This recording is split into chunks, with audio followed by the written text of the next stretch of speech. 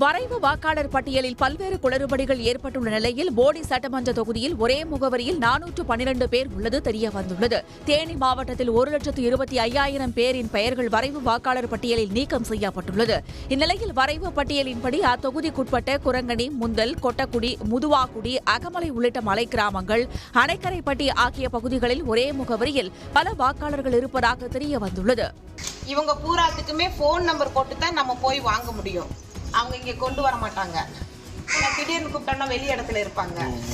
ஏன்னா அவங்களுக்குலாம் இருக்குன்னு சொல்லிட்டு அவங்க இருக்காங்க. இப்போ இவங்க கதவு எண் மட்டும்தான் மாறி இருக்கு.